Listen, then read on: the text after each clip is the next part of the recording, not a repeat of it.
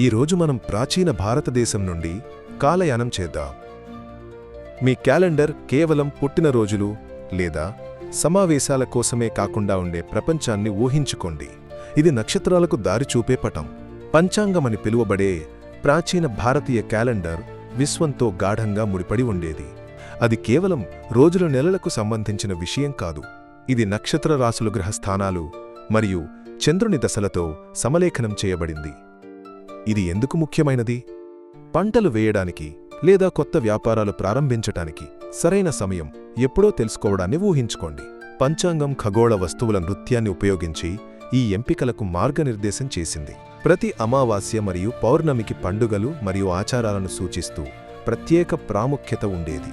ఈ క్యాలెండర్లు స్థిరంగా ఉండేవి కావు. అవి పైనున్న ఆకాశాన్ని బట్టి మారుతూ ఉండేవి. ఈ విశ్వ ప్రయాణంలో భారతదేశం ఒంటరిగా లేదు.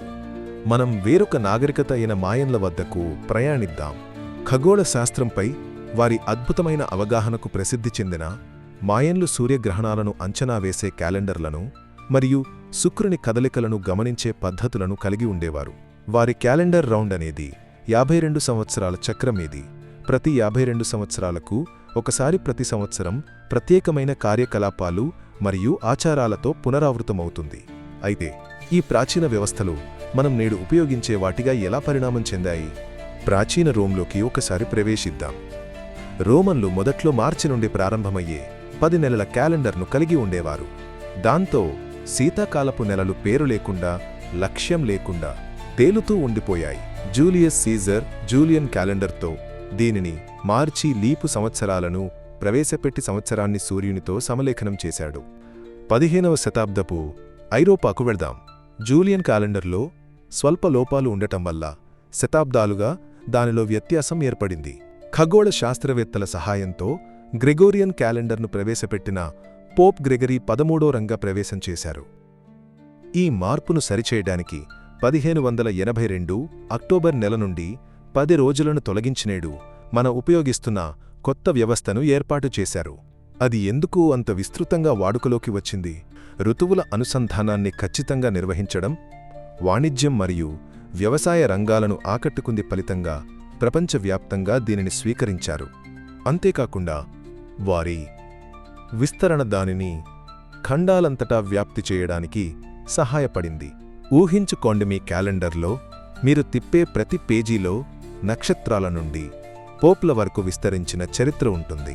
ప్రతి నెల వేల సంవత్సరాల మేధస్సు మరియు పరిశీలనల పరాకాష్ఠ. ప్రస్తుతం ప్రపంచవ్యాప్తంగా గ్రెగోరియన్ క్యాలెండర్ ఆధిపత్యం చెలాయిస్తున్నప్పటికీ కొన్ని సంస్కృతులు ఇప్పటికీ తమ ప్రాచీన మూలాలను గౌరవిస్తాయి. ఉదాహరణకు చైనాను తీసుకుంటే అక్కడ చైనీస్ నూతన సంవత్సరం వంటి సాంప్రదాయ పండుగలను చంద్ర క్యాలెండర్ నిర్దేశిస్తుంది. అదేవిధంగా ఇస్లామిక్ ప్రపంచం హిజ్రీ క్యాలెండర్ను ఉపయోగిస్తుంది. ఇది చంద్రునిపై ఆధారపడి ఉంటుంది. ఒక సంవత్సరంలో 354 లేదా 355 రోజులు మరియు 12 నెలలు ఉంటాయి. గ్రెగోరియన్ క్యాలెండర్లా కాకుండా ఈ క్యాలెండర్ కాలక్రమేణా ఋతువుల వారీగా మారుతూ ఉంటుంది. ఈ విభిన్న వ్యవస్థలు మనకు మానవ మేధస్సును గుర్తుచేస్తాయి. నాగరికతలు ఎప్పటినుంచో మార్గదర్శనం కోసం ఆకాశం వైపు ఎలా చూశాయో అవి మనకు చూపిస్తాయి.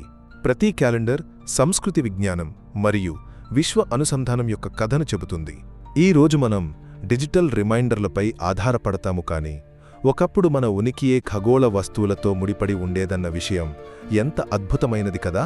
తదుపరిసారి మీ ఫోన్ ఒక సమావేశం గురించి మిమ్మల్ని హెచ్చరించినప్పుడు ఆ బీప్ వెనుక నక్షత్రాలను చూస్తూ కాలాన్ని లెక్కించిన ప్రాచీన ఖగోళ శాస్త్రవేత్తలు మరియు పాలకులతో మనల్ని అనుసంధానించే గొప్ప చరిత్ర ఉందని గుర్తుంచుకోండి.